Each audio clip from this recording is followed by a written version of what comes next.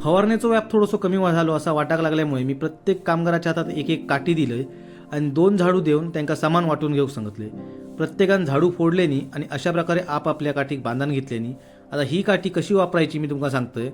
तर हे मूळ झाडूसारखं ह्याचा वापर केला जाता. त्या काठी देखील असता गकडा, तुम्ही हलवू देखील शकतास. आंब्याक असणारो कचरो ह्या काठीच्या सहाय्याने पाडलो जाता, जेणेकरून आंबे स्पॉटलेस भेटतील आपल्याक, जेणेकरून त्याच्यावर असणारो कचरो दूर होता. तर अशा प्रकारे मी प्रत्येक आंबो एक एक करून झाडूक लागलोय आणि कामगारांका देखील झाडूक लावलंय.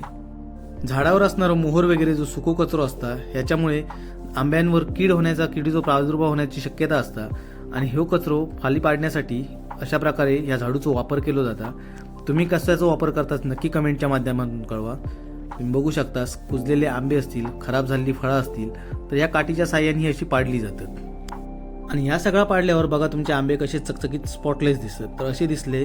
वांडरांनी तर हैराणीच करूचा काढल्याने. हे बघा एवढे मोठे आंबे वांडरांनी खाऊक सुरुवात केल्याने. त्यांका टाटा केलंय आणि पुढे येईल तर बघते तर चांगली सुकती लागलेली. म्हटलं थोडेसे शिंपले काढूया. शिंपले म्हणजे आमच्याकडे ह्यांका म्हणतात मुळे, तुमच्याकडे काय म्हणतात नक्की कळवा. धोंडून मी उतरलो शिंपले काढू. मोबाईल पाण्यात नेलंय नाही तर आम्ही दोघांनी एवढे शिंपले काढले. संध्याकाळच्या निस्त्याचा भागला. चला तर मग ह्याची स्पेशल रेसिपी आज आपण करू सांगणार आहोत. धोंडूक जरा माझ्यापेक्षा जास्तच भेटले असा वाटायला लागला म्हणून मी माझे मुळे सगळे लपून ठेवलंय आणि धोंडूचे दाखवूक लागले.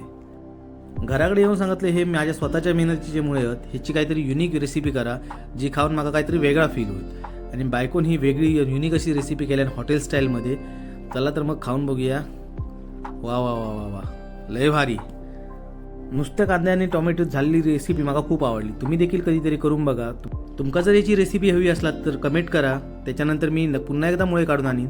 माझं एकदा पुन्हा चान्स पडा. चला टाटा बाय बाय.